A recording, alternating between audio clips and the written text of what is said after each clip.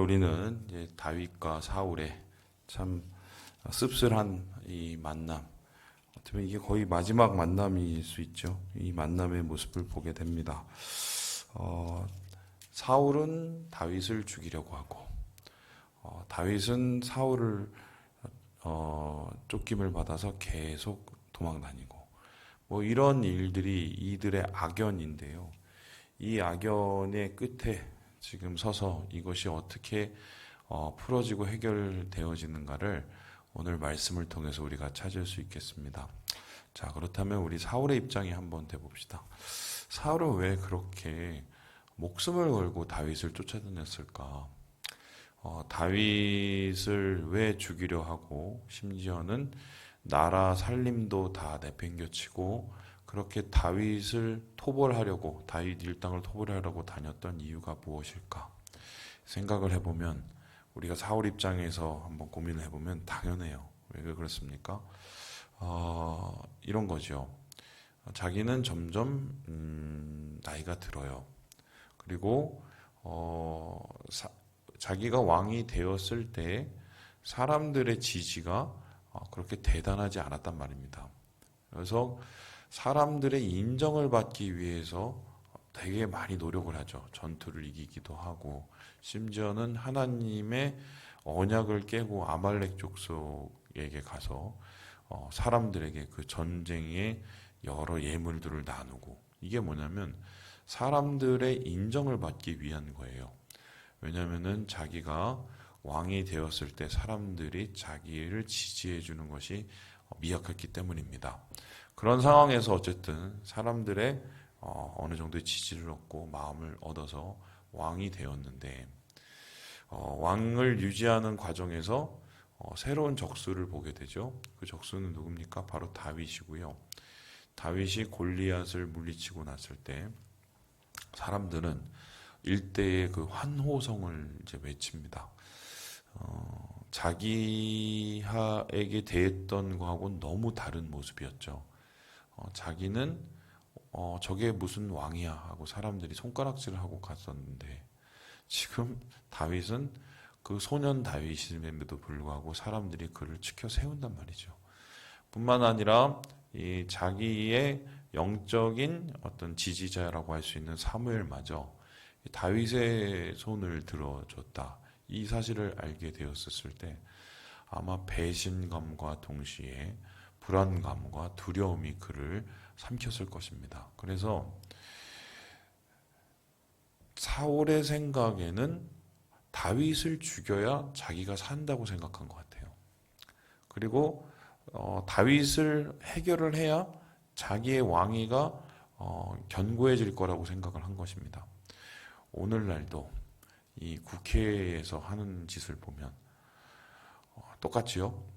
누구를 밟아야 내가 서는, 잘하기 경쟁을 하면 좋겠는데 밟기 경쟁을 하죠. 그러니 정치가 항상 후진국이 저리더라. 지금 그러한 사람의 생각과 사람의 마음이 사울에게는 가득해 있었고, 그러한 계산 속에서 이 모든 것을 바라보니까 다윗은 경쟁자가 아니라 적수가 아니라 죽여야 될 대상이 된 겁니다. 그렇다면은 이 사울의 행동에 대해서 왜 하나님께서는 그렇게 싫어하셨을까? 우리는 다윗의 모습을 통해서 그것을 분명히 알 수 있는데요. 우리 함께 우리 6절의 말씀을 같이 한번 읽어보도록 합니다. 6절의 말씀입니다. 시작. 자기 사람들에게 이르되 내가 손을 들어 여호와의 기름 부음을 받은 내 주를 치는 것은 여호와께서 금하시는 것이니 그는 여호와의 기름 부음을 받은 자가 됨이니라 하고. 이 말씀을 잘못 들으면 어떻게 해석이 되냐면 기름 부은 주의 종들은 치면 안 된다. 이거를 목사님들이 많이 써먹었죠. 그래서 목사한테 그러면 안 된다. 나중에 자식이 다 벌 받는다. 막 이런 얘기도 하셨고, 실제로 그렇게 또 벌을 받으신 분도 꽤 되고요. 심지어 제가 아는 분 좀 업그레이드가 돼서 뭐라고 하시냐면 목사를 괴롭힌 부모 밑에 목사가 난다. 자식이 목사가 된다. 뭐 이런 얘기를 하시더라고요. 그 이유가 뭔지를 제가 물어봤더니 그래야 목사 마음을 알아서 회개를 한다. 이렇게 얘기를 하시더라고요. 뭐 일리가 있을 수 있어요. 근데 그거는 당사자가 얘기할 얘기가 아니죠. 사울이 스스로 나는 기름 부음을 받은 사람이니까 나를 건들면 너네들 혼난다. 이렇게 얘기한 게 아니에요. 이러한 기름 부음 받은 자에 대한 뭐랄까요, 배려 혹은 뭐 존경까지는 아니더라도 그것은 상대방입니다. 지금 어떻게 보면은 이 사울에게 쫓겨서 계속적으로 죽임을 당할 수 있는 상황, 그리고 계속적으로 여러 가지로 괴롭힘을 당하는 상황에 다윗은 당연히 사울을 죽일 수 있는 명분이 있었단 말이에요. 뿐만 아니라 지금 사울을 죽일 수 있는 절호의 기회까지 왔어요. 그리고 인간적인 면에서도 살펴본다면 사울은 다윗을 밟아야 왕이 되지만 다윗은 인간적인 계산으로 사울을 밟아야 자기의 미래가 열리는 거죠. 그러니까 이거는 계산으로 따져보면 죽이는 게 맞아요. 그런데 죽이지 않았던 이유가 뭡니까? 하나님께서 하신 일을 사람이 앞서가는 것은 옳지 않기 때문이에요. 우리가 항상 실수를 할 때 어떤 실수를 하냐면 이건 이렇고 저건 저렇고 옳고 그름을 이렇게 따지기 시작합니다. 그것이 때로는 성경적일 수도 있고 때로는 굉장히 나중심의 옳고 그름을 따질 때가 있죠. 그런데 그 옳고 그름을 따지는 것보다 더 문제는 뭐냐면 그 옳고 그름을 스스로 따진 다음에 그거를 판단을 하고 행동을 한다는 거예요. 그리고 그 행동 후에 어떻게 합니까? 거기에 명분을 붙입니다. 이거는 주님의 뜻이라고. 그렇게 주님의 뜻이라고 말하는 분들의 뭐는 말씀이 이렇고 상황이 이렇고 이렇게 설명을 쭉 일어나요. 그런데 사실 쫙 들여다보면 하나님의 뜻이라기보다는 자기의 입장, 자기의 이익, 자기의 속내를 숨기고 하나님을 덧붙여서 만들어낸 뭐 다른 이야기일 뿐이죠.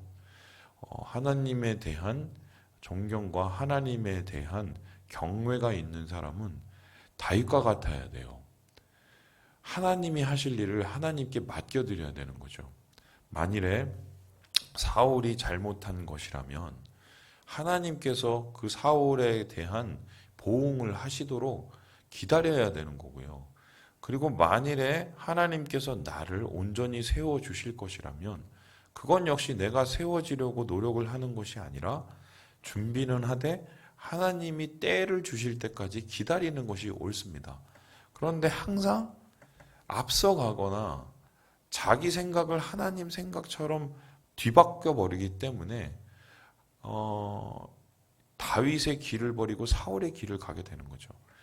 사울이 자기 생각에 도취되어 자기의 판단에 도취되어 결국 잃어버린 것은 하나님의 생각이고요.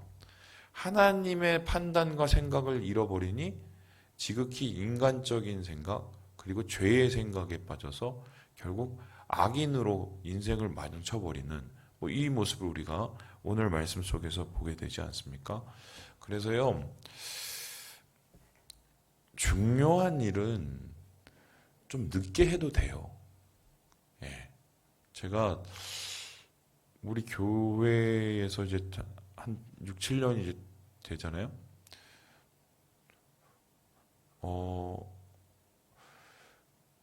중요한 고비가 몇 번 있었어요.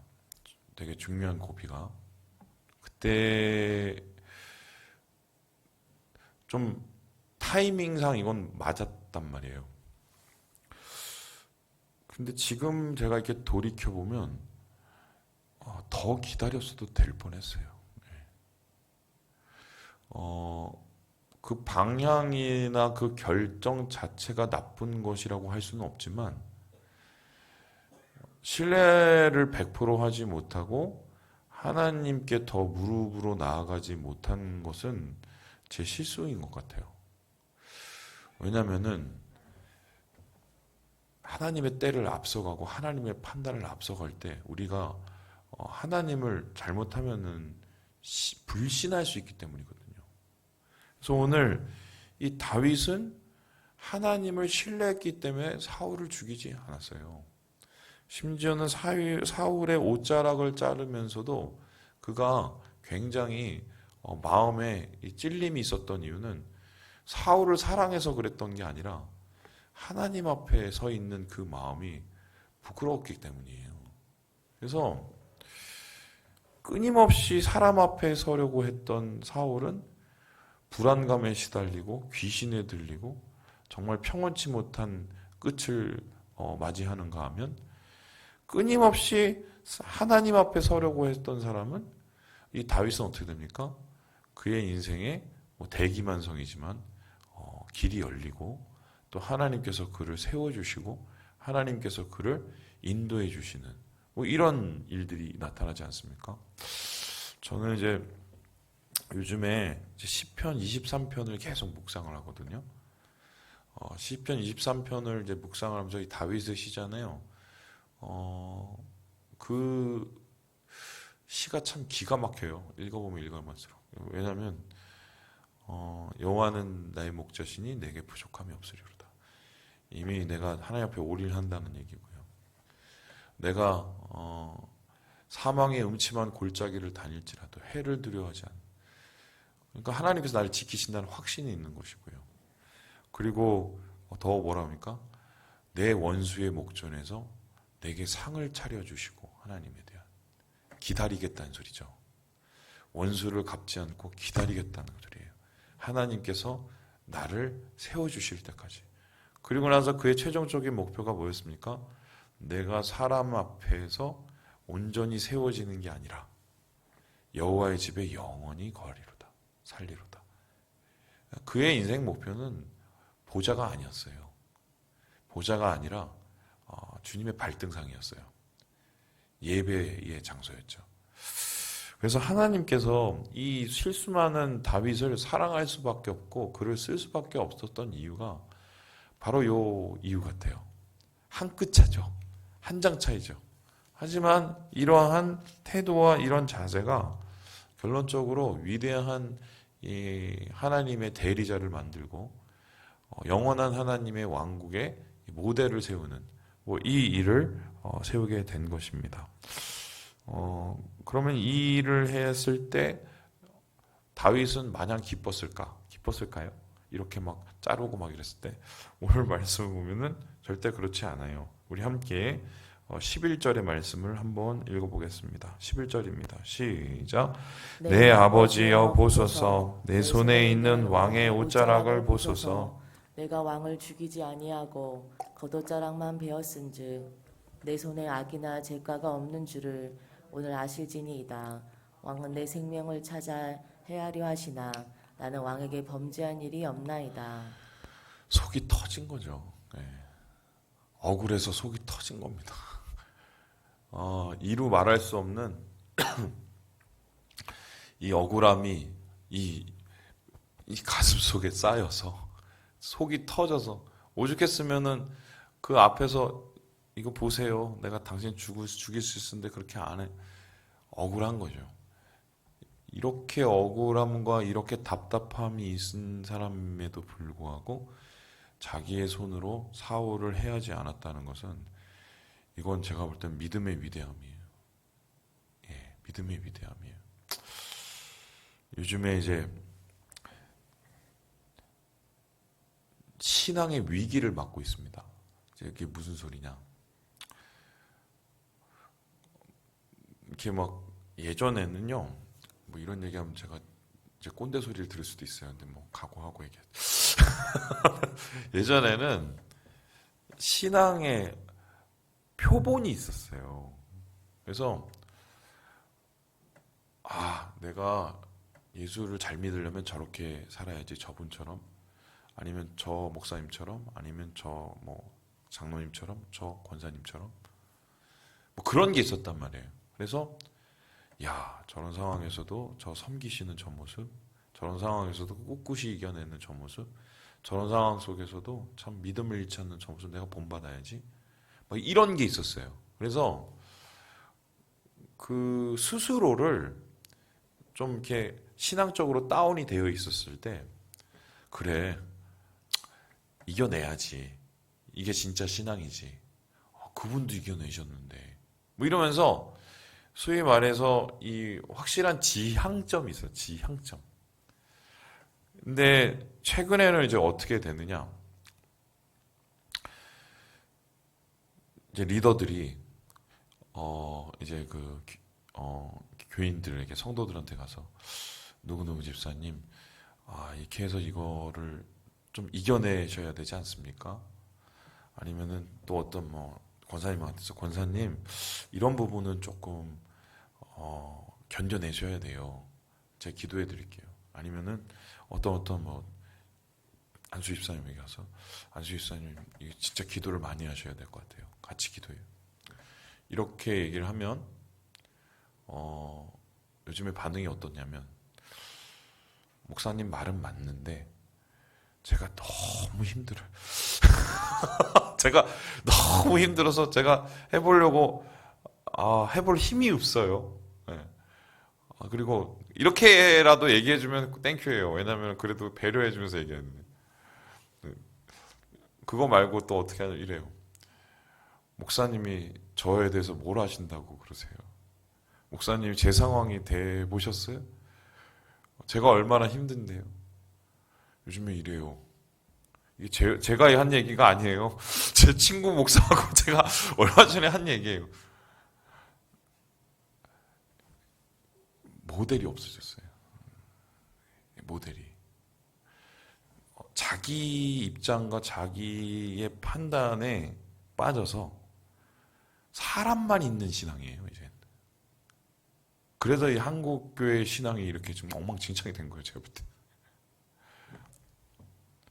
똑같은 상황에 사울은 복수를 했고, 다윗은 맡겨드렸고, 사울은 자기의 부족함을 가리려고 사람을 해하려고 했고, 다윗은 자기의 억울함에도 불구하고 하나님을 기다렸어요.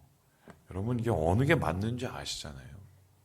어느 게 진짜 신앙인 줄 아시잖아요. 예.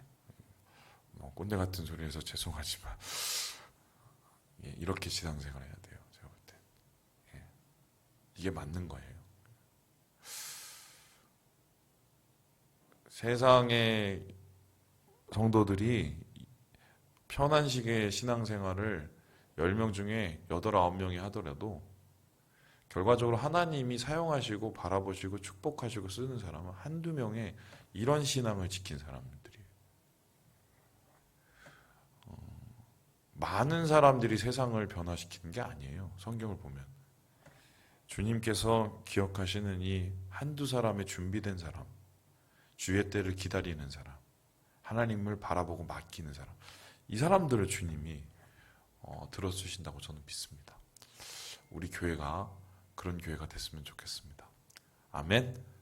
예, 진짜 그런 교회 됐으면 좋겠고 저를 위해서도 기도해 주셔서 실수를 덜하도록 주님 앞에 매일매일 서 있을 수 있도록 기도해 주시고 그런 은혜를 내 원수의 목전에서 상을 차려주시는 그 하나님의 역전의 은혜를 우리 모두 누리시는 귀한 우리 3일 가족 되시길 주님의 이름으로 축원합니다.